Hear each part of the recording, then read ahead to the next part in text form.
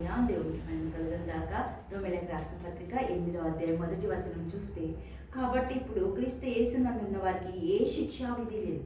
అంటే క్రీస్తులోనికి నిలబడ్డ నీవు, క్రీస్తులోకి నీ జీవితాన్ని మార్చుకున్న నీవు, క్రీస్తులో నీవు బాప్తిసం పొందిన నీకు ఏ శిక్ష కూడా విధించడానికి ఎక్కడ కూడా అవకాశాలు లేవట. దేవుడికి ఇస్తారు. ఎందుకు అంటే నీకు రావాల్సిన శిక్ష ఆయన మీద వేసుకుందంట. ఆ త్యాగము నీ జీవితానికి పనిచేయడానికి, ప్రతి శిక్షలో నుంచి నిన్ను తప్పించబడ్డావు. దేవుడికి మహిమ కలుగును గాక. హల్లెలూయా. దేవునికి స్తోత్రం. మనము 3వ వచనం చూస్తే, శరీరము అనుసరింపక ఆత్మను అనుసరించి నడుచుకొని మనమందరం మన యందు ధర్మశాస్త్ర సంబంధమైన నీతి విధి నెరవేర్చబడవలనని పాప పరిహారము నిమిత్తం దేవుడు తన సొంత కుమారుని పాప శరీరాకారంతో పంపి ఆయన శరీరమందు పాపమునకు శిక్ష విధించెను. శిక్ష ఆయన మీద పడ్డదట.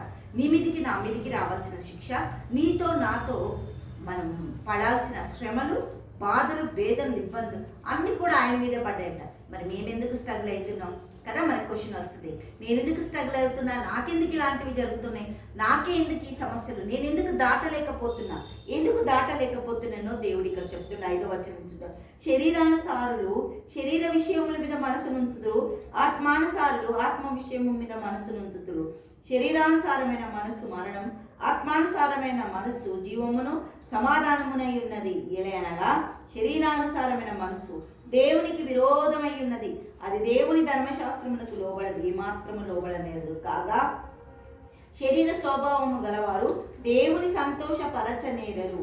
దేవుని ఆత్మ మీలో నివసించుచున్న ఎడల మీరు ఆత్మ స్వభావము గలవారే కానీ శరీర స్వభావం గలవారు కారు. ఎవడైనా క్రీస్తు ఆత్మ లేనివాడైతే వాడు కాడు. క్రీస్తు మీలో ఉన్న ఎడల మీ శరీరము పాప విషయమై మృతమైంది, కానీ మీ ఆత్మ నీతి విషయమై జీవము కలిగి ఉంది. జీవాధిపతిని కలిగి ఉన్నాం మనం. అందుకే జీవాధిపతితోటి మన సావాసం. దేవుడికి మహిమ కలుగును గాక. హల్లెలూయా.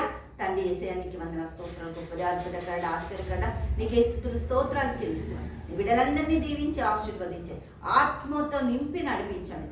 యేసుక్రీస్తు నామములో ప్రార్థిస్తున్నాము తండ్రి. ఆమేన్, ఆమేన్, ఆమేన్.